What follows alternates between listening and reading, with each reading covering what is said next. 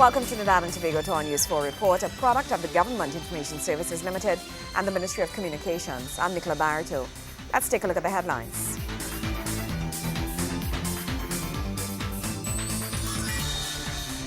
The board of the Sugar Industry Labor Welfare Committee given its instruments of appointment. Reduction of the food import bill still a number one priority for the government. And more than 400 students joined the ranks of National Scholarship Award winners. Thank you for joining us. The board of the Sugar Industry Labor Welfare Committee has been appointed, with several of its sitting members reappointed to their posts. The board was given its instruments of appointment at a ceremony held at the Ministry of Housing's head office. The Sugar Industry Labor Welfare Committee, or SILWIC, is being commended for the job done in handling its responsibilities. Several new board members were given their instruments of appointment on Wednesday.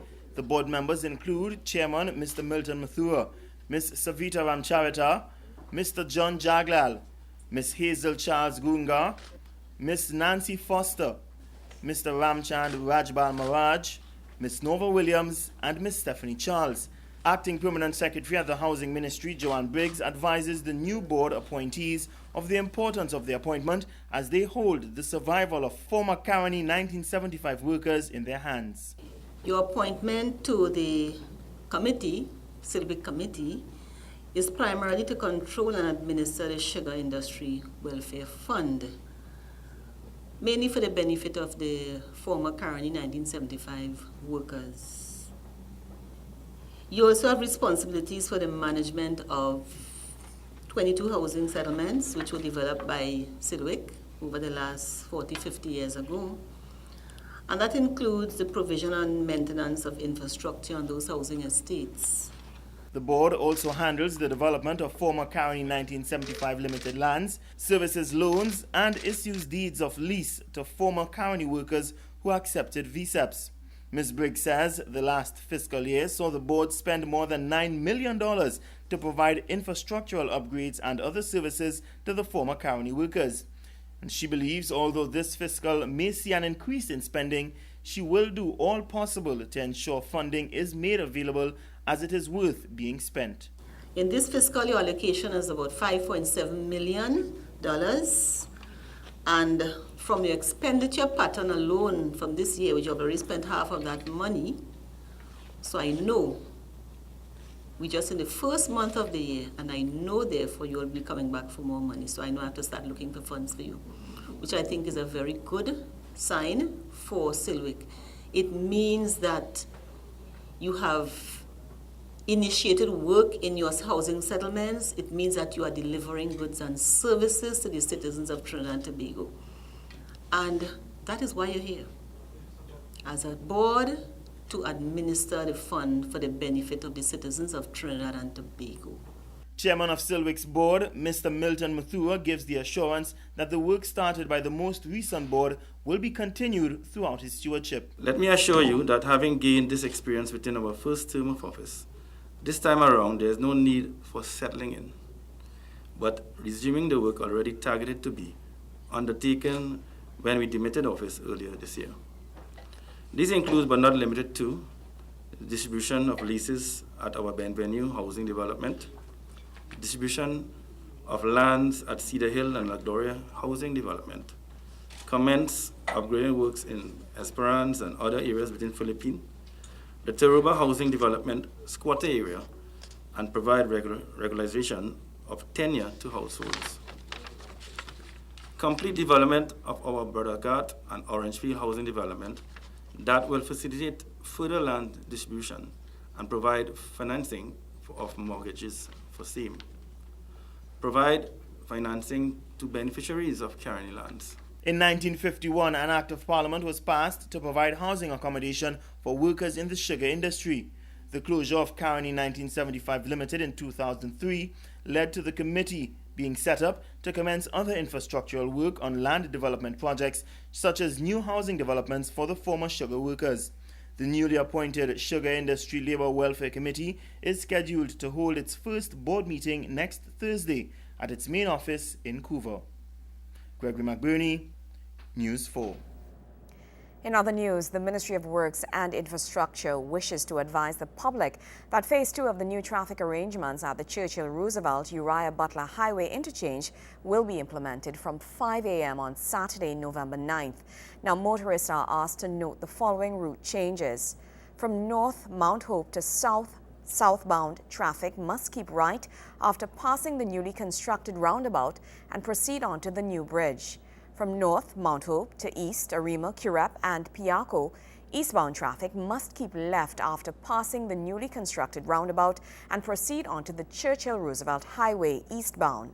From North Mount Hope to Bamboo 1, 2 and 3, Grand Bazaar, keep left after passing the newly constructed roundabout and proceed on to the Churchill-Roosevelt Highway eastbound and weave to the extreme right lane. Make a U-turn at the Valsayn lights onto the frontage road to access Bamboo 1, 2 and 3 and Grand Bazaar. All other routes remain unchanged and motorists are kindly asked to proceed with caution and exercise due care when approaching the Churchill-Roosevelt Highway and the Uriah Butler Highway interchange as construction works are still taking place. For further information, please view the Ministry of Works and Infrastructure's website at www.mowt.gov.tt. More news right after the break. Stay with us.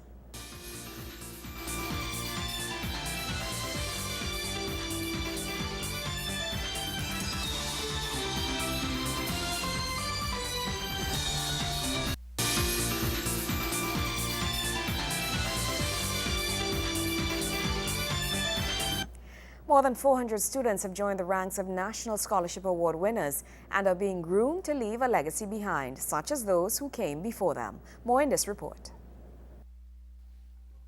On Wednesday, the Regency Ballroom of the Hyatt Regency Trinidad was filled to capacity as 330 of the more than 400 National A-Level Scholarship winners attended the Advanced Level Scholarship Seminar 2013. The event sought to prepare the scholars for the next step in their academic journey while congratulating them on a job well done. The event was hosted by the Ministry of Public Administration, under which the Scholarships and Advanced Training Division falls. It was a proud moment for many, including the parents who looked on at what was the result of hard work and dedication. Guest speaker, Director of the Police Complaints Authority and Principal of the Academy of Tertiary Tutors, Gillian Lockie, encouraged the scholars to continue excelling. She explained that while for many the focus has been solely on pure academics, the time had come for individuals to become well-rounded. She stressed the importance of giving back to the country by being patriotic and asking what could be done to develop Trinidad and Tobago. You are in exciting times. You have to make sure at the end of the day you are not just so focused on your books that you forget that there are other duties that you have to God, to country, to region. The question you should be asking yourself this morning is this: how am I going to fulfill my responsibility to positively contribute to national development and to serve my country? That is the question you should be asking yourself today, tomorrow, and in your entire studying career. These sentiments were echoed by Minister of Public Administration, the Honorable Caroline Sipassad-Bachan, who shared the future she envisaged for the country, a future shaped by the scholars of today. What I want to see, in fact, is that you are here today. Join the many citizens who have used the scholarships and opportunities provided to them by this government of our country to better themselves and our country. What I want to see is that you return to help us deal with the problems, not of the past or present, but to anticipate and manage the future of our country. I want to see a group of leaders who will take the reins of leadership from this present generation and take our country beyond our own vision, confined as it is by our present limits, to heights of achievement and endeavor that we cannot now imagine. The 2013 President's Medal Scholarship recipients were also in attendance and were recognized for their sterling achievements in the A-level science and non-science fields. Speaking to News 4, they explained how they prepared for this year's CAPE examination as well as what plans they have for the future. I'm elated, very happy. At the same time, I'm humble and very grateful to all those who supported me along the path. Most thankful to God, thankful to my parents, thankful to my teachers, thankful to my friends, my classmates at St. Joseph Convent, St. Joseph, and everyone that contributed to my life and contributed to my success today. Pretty elated actually, because I wouldn't say I'm glad it's over, but I'm just glad to see all this hard work paid off in the end. So I'm really happy. I'm proud of myself, yeah. Well, first of all, I got all my syllabus for each subject, and I went through all of them and make sure that I knew everything. So the examiner could only test you on the syllabus. So I made sure I knew everything, so I was fully prepared. There was nothing that I more or less didn't know. So I made sure I know everything, because when I know everything, I'm more confident. Well, you see, everybody has different studying patterns, and I don't think it's your studying pattern really that determines how well you do in an exam. I think it's your own determination, your own how willing you are to sacrifice, really.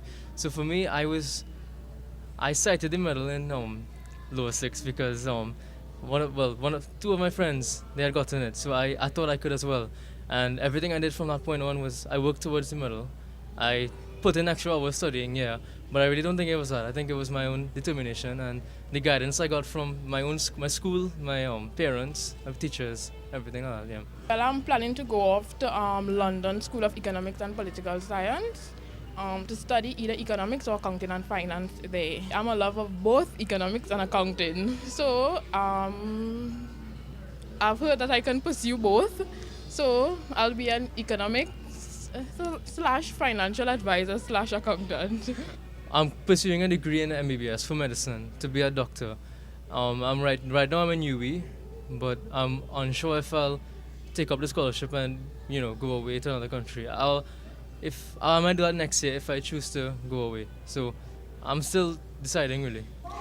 No one can doubt how hard these scholarship winners worked to achieve the success they have attained thus far. Now, as they embark on their next journey, they are expected to apply that same level of commitment and dedication to overcoming any challenges that may come their way, especially with their parents' support.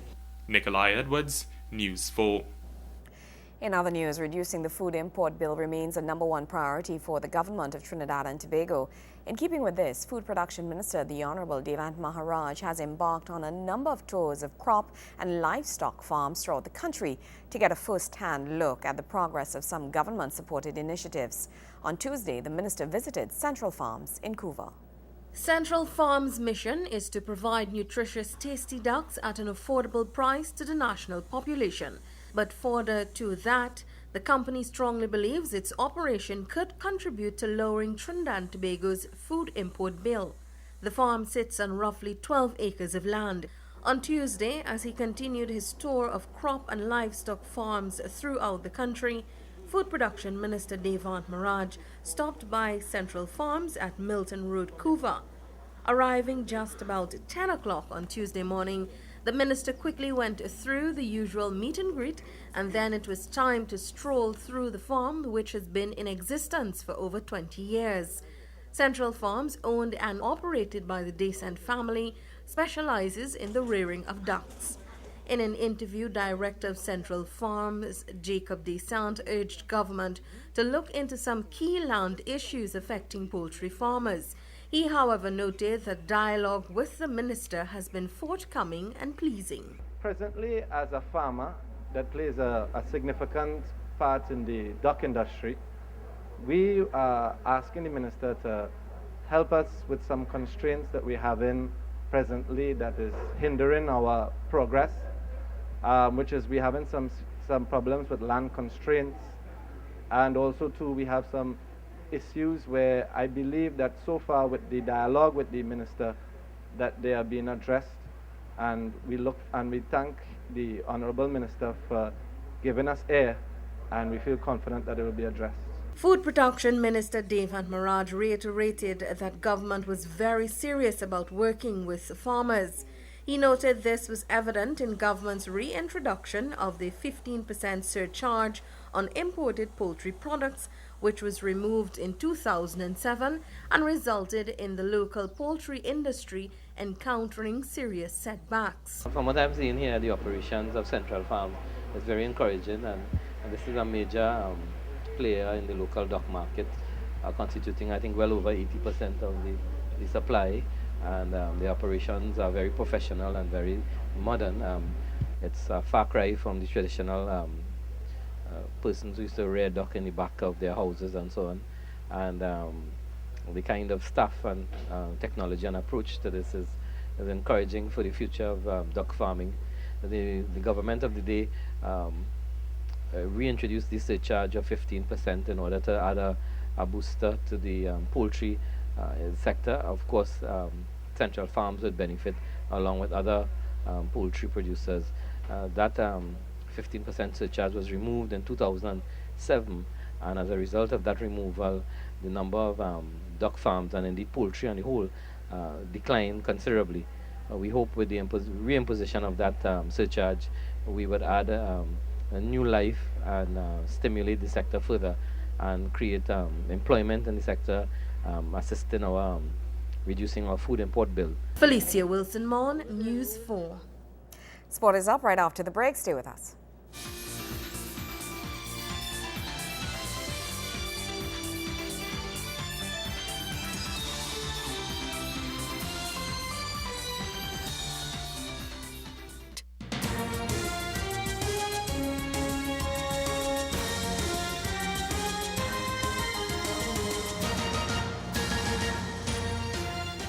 The TT Pro League's Toyota Classic kicks off on Friday and puts the best of the National Super League teams against their professional counterparts, and the tournament is used as a gauge to measure the prowess of the teams in the second tier aspiring to join the pro ranks. Club Sando is one such team, and News 4 Sports spoke to their coach, Anthony Street, about those aspirations as well as his team's performance to date. Wayne Cunningham has the story. Teams in the National Super League rarely test those in the Pro League when they meet in the Interleague knockout tournament called the Toyota Classic. But the three teams currently atop the Super League have aspirations of competing at the top level in 2014. At the launch of this season's Classic, coach of Club Sando, Anthony Street, confirmed that his team is heading upstairs. Well, Club Sando is a new kid on the block in the sense where they stand in the league. Nobody looks for Club Sando to be on top in the Super League. But right now, Club Sando is on top in the Super League because they take a major step to refurbish the team. We brought in some players, they brought in a coach, which is myself, and we changed around the players that it had in the club before to a new bunch of players with objectives. We set goals, short-term, long-term goals, winning the first rounds and qualifying for the Pro League. And that is our goals for 2013-2014 season. Guayo United is currently 1 point behind Sando in the Super League, and they are also looking towards the pros.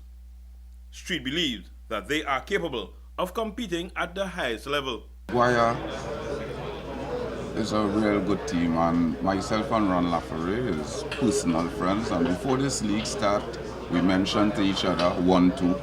We don't know in which direction, but we keep that promise to be 1-2. And I am trying to keep my part of the bargain with Ron because that's my personal friend, so I am trying to keep at number 1. I don't know if he will be 2, doesn't matter, but I trying to be at number 1. So that's my goal. The former national midfielder opted out of an attractive contract with a Pro League outfit to take over at Club Sando. And it's a decision he does not regret. I went into the history of the club and found that the people of Sando wanted something, and I was at W as an assistant coach, and to leave W Connection, any coach in Trinidad and Tobago would go into that system, wouldn't want to leave that system. And to leave W Connection was a hard decision to make, but again, as a coach, you're aspiring to be the best in the country, and a decision made to go Club Sando. It was a hurting decision, but again, as an individual, I had to look at my future, and I made the step to go Club Sando. And when I joined Club Sando, they merged with a team from Couva, you know, and it's there it started. There it really started. Now we're based in Couva, you know, everything is taking place in Couva. The Club Sando part of it is emerging, but most of the players come from Couva area. We train at Couva Recreation Ground, which I would like to thank the people of Couva for giving us that opportunity to cry about a training session on Couva Ground, which is purposeful because most of our players work besides football, and you know, it's a great opportunity for us to come at Couva at 7 o'clock in the night and put in our practice sessions. Street is confident that he has the players to go pro. Some of the key players on the team is my skipper right on my right here, Tiba McKnight. We have Kern Cupid and Manny Rivers from W Connection. We have Andre Marchand from the National Youth Team. We have Anthony Paris from W Connection. We have Devon Modest from Rangers. We have quite a few players that play at higher class football in the Trinidad and Tobago Football League. You know, some play in the Pro League. So we have a good blend of players, youth and experience. We will love to see this support in the pros. Wayne Cunningham, News 4 Sports. More news right after this. Stay with us.